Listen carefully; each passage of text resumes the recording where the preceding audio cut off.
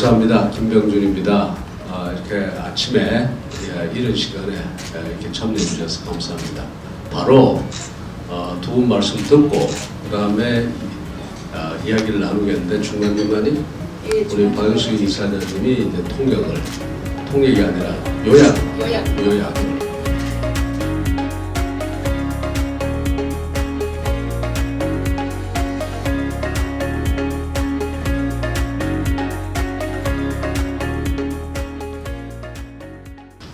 So the core challenge that the American economy has faced over the last decade is a very similar challenge that other countries are facing around the world. And that's how do you deal with the tremendous impact that technological change has had on the economy and the real life impact it has on people and communities around the country. This slide shows a graph that's probably very hard to read from the audience, but what it demonstrates is the growth and decline of different industries around the US. And I want to point you to one in particular. So that's the graph of the manufacturing sector in the US between the 1940s and 2009 after the recession. And you can see the sharp decline in manufacturing workers in the US and the role it played in the US economy. And the impact of that is entire communities that were entirely dominated by manufacturing, particularly places in the middle of the country, also declined because their workers were unable to develop the skills and have the opportunities to take jobs in the new economy. And the new economy are represented in some of these other graphs. After I left the White House, I founded a research institution in DC called the Economic Innovation Group.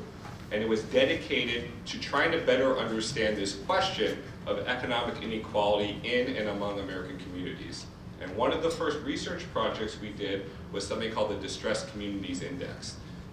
One of the most important things, where businesses are created around the US, and thus where jobs are created around the US, is the changes in the way communities and people access capital.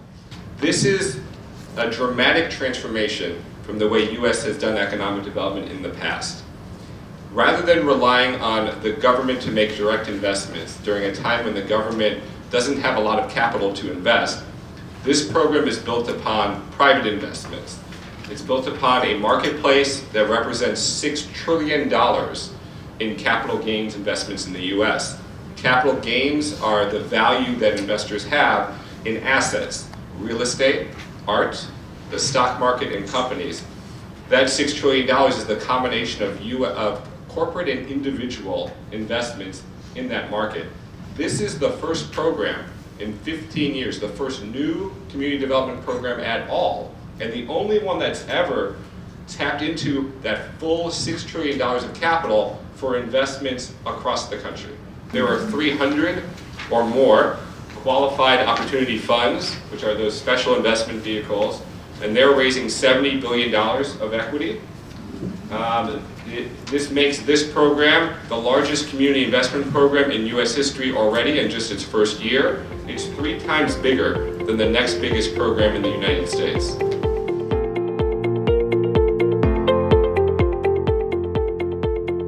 Now, what's really going on today, what we have seen is as people crowd into cities and cities become denser, they become more successful.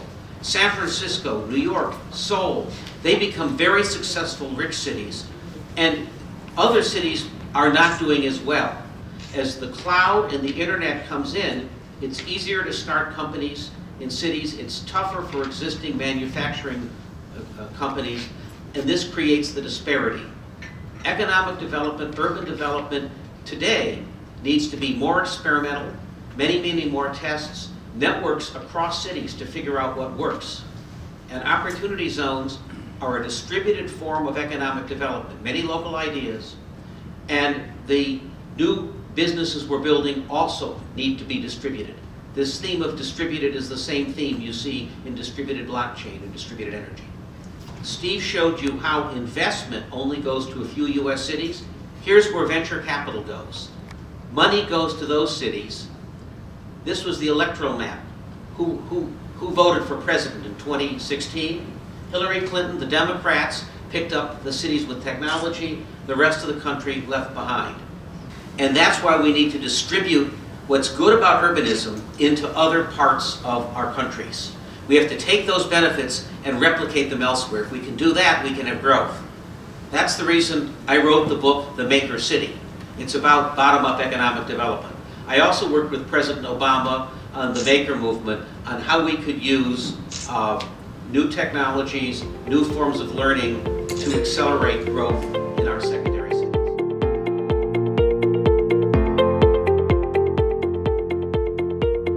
제대로 전달이 다 됐는지 모르겠습니다만은 아마 이제 아주 간략하게 제가 보면 지금 어떻게 보면 좀 복잡하기도 하고 어떻게 보면 뭐 간단하기도 하고 그런데 지금 이 두 분이 말씀하시기에 사실 엄청난 이야기입니다.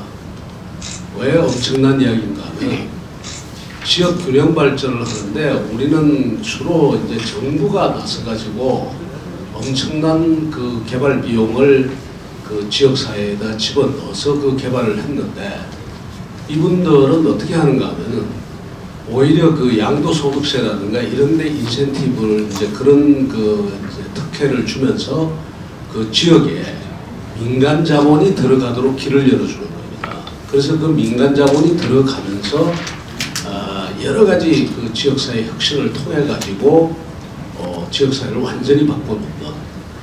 그렇게 했더니 어마어마한 돈, 정말 8천억, 9천억 가까운 돈이 민간 자본이 9천조가 들어가서 뭐 상상도 안 되는 돈이죠. 그런 돈들이 들어가서 미국 사회의 이 뭐라 그럴까요?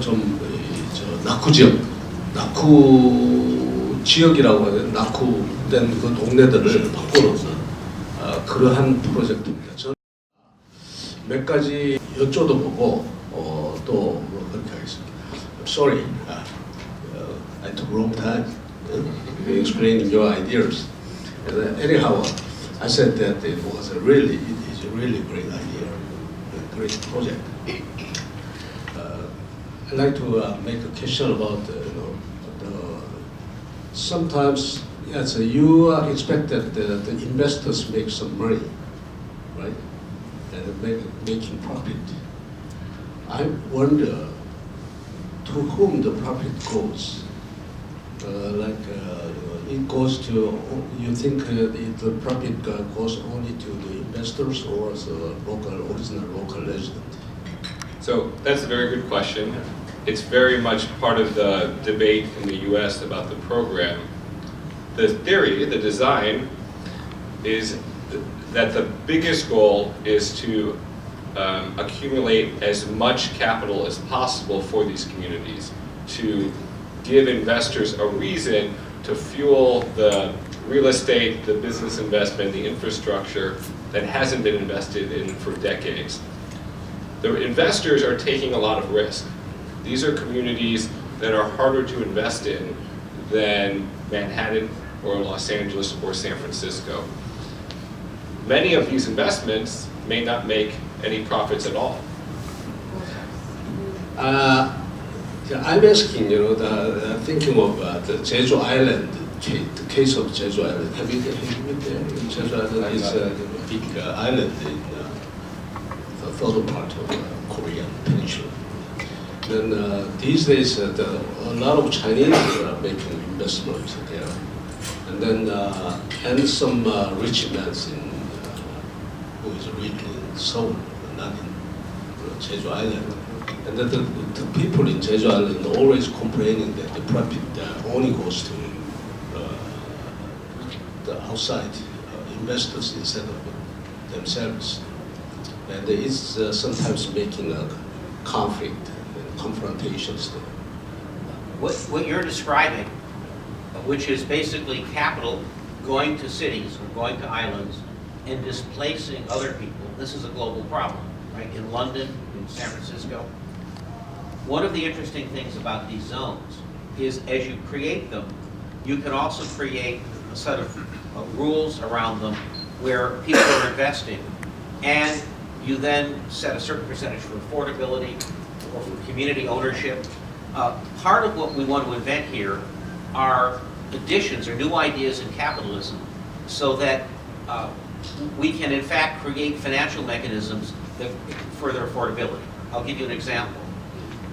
What if we could separate out access rights from appreciation rights? Someone buys a property but sells the appreciation rights, perhaps to a Chinese investor.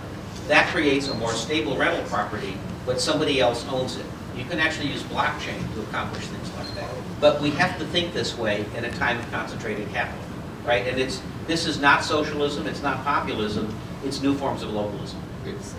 여기서 지금 우리 김병준 위원장님께서 말씀하신 게 제주도 같은 경우에 중국인이 투자해서 돈은 전부 중국인들이 버는 거 아니냐, 외국 투자자가 버는 게 아니냐 이렇게 얘기했는데 오퍼튜니티 존즈는 이런 모든 프로젝트를 디자인을 처음부터 합니다. 처음에 투자를 했을 때 커뮤니티 오너십 해서 그러니까 이제 공동 소유를 하는 거예요. 이 집을 하나 지을 때 이 지역 주민하고 플러스 투자자들하고 같이 공동 소유를 해서 우리가 원하는 대로 투자를 해서 여러 새로운 일자리부터 시작해서 청년 일자리, 스타트업, 그래서 지역 사회에 혜택이 돌아가는 이런 모델로 짜드릴 수 있고 우리는 짜고 있습니다. A cooperative approach between the national government, local governments, and individual investors, and then entrepreneurs and developers. The federal government has set the broad rules and done the most powerful thing it can do, which is tie the tax code to certain activity. To get the advantage of this program, you have to stay invested as a private investor for more than 10 years. I think that your programs are really well designed. Yeah. And I'm also curious. What kind of functions the local government do for this project? They support some kind of financial. Do they give some financial support or administrative support or something? Well, I mentioned before that the most successful opportunity zone projects come from some of the worst performing cities. Those are cities that have both the best local governments but also the strongest community. Like Erie, Pennsylvania, that was the government, that was also a local corporation, and those were people in the city who believed in what they were going to be doing. Likewise, Fresno, it was the government, but it was a bunch of young people who came up with that idea. So, and local governments can do a lot. They can contribute land, they can contribute tax breaks, people like that. But it's local governments, it's industry, and it's just people who believe in things and can go solve problems. Some kind of advisory or consultations is really important to make this program successful, like you are doing. Yeah, and look, these programs are experiments. We're all learning from each other in real time. These are networked learning experiments, and the best stuff in the U.S. is where we share it. And I think you and Young Suk had the vision to invite us over and to share some of these ideas. And we're here both to share and to learn from all of you. And I'll leave you with one thought. We talk a lot about smart cities. I think the future of smart cities are experiments like these, where we're advancing the economy and we're figuring out how to prepare our people for the 21st century. And this is the frontier. We learn a lot in the United States from you about smart cities. And I think we both have this issue of growing our economies at climate change. 예, 공동 소유 그리고 지역 주민에게 어떤 혜택이 들어가는가 짧게 설명하면 우선 IRS 미국의 그 연방 정부는 세금 감면해 준다라는 큰 룰을 정해놨고 그 다음에 땅 토지 사용권은 전부 시도 주지사한테 있습니다. 그러므로 시도지사는 디자인할 때 지역 주민에게 어떤 혜택이 돌아가는지 그거를 아예 디자인을 해놓고 하는 거기 때문에 제주도처럼 그죠 중국 사람이 돈 다 벌어가는 그런 경우는 아니다. 지역 주민 모두가 혜택을 받는 것으로 디자인하는데 예를 들어서 학교도 만들고 또 범죄가 확 줄어들고 새로운 일자리가 나오니까 젊은 청년들이 들어오고 대학교에 더 많은 일자리 창출이 되기 때문에 학교도 좋아지고 그래서 최대 낙후 지역이 정말 펜실베니아 1위 같은데 지금 잘 되고 있고요. 앞으로 피터 허시버그는 스마트시티 한국에서 많이 한다고 여러분을 만났는데 플러스 거기다 오즈 지금 기회특구를 해서 디자인을 따로따로 각 지역에 맞는 이런 디자인을 했을 경우에 아주 성공 확률이 높다라고 이야기를 하면서 우리 이 오즈를 제일 먼저 이거 너무나 중요하구나, 우리나라에 딱 필요한 거구나라고 보고 오늘 우리를 초청해 주신 김병준 좌장님에게 감사를 드립니다. Yeah. Anyhow, I like to know that what happens in Erie. I was very impressed. Yeah. Do they have a kind of new industry? Do you want to speak a little bit to the Erie project? I can tell you a little more about it. So Erie is using opportunity zones to basically turn their downtown into an innovation district. So they're one of the poorest cities in the US whose legacy is in industry, and that their big manufacturing companies left, leaving the city poor, and what they've been able to use opportunity zones to do is attract the Erie Insurance Company, which is an important local company in Erie, to anchor $50 million in Erie to build a new district that is focused on designing an industry around robotics that will create a future of economic activity that it will enable more people to get the training and find new jobs that will turn around that local economy. 우리 이제 약속한 시간이 거의 다 된 것 같습니다. 근데 이게 들으면 들을수록 우리가 진짜 공부해서 한번 적용해 볼 만한, 저는 그리고 그 행정을 한 사람으로서 또 이 정당을 운영했던 사람으로서 보면 이거야말로 큰 하나의 국가의 이 뭐라 그럴까요? 재창조 모델로서 가능한 이야기가 아닌가, 저는 굉장히 크게 지금 생각을 하고 있습니다. 전국을 이렇게 해서 민간 주도의 그 지역균형 발전 내지는 또 그 지역균형 발전을 통한 우리 경제 발전, 이것을 기할 수 있을 것이다. 물론 다 똑같이 할 수는 없습니다만 우리 나름의 특수한 상황을 반영해서 잘 이용하면은 정말 좋은 일이 있을 것 같은 그런 예감이 지금 듭니다. 그래서 공부를 더 해야겠는데 오늘 이제 그 시간이 다 돼서 이 두 분들 말씀 듣고 저희들 마치기로 하겠습니다.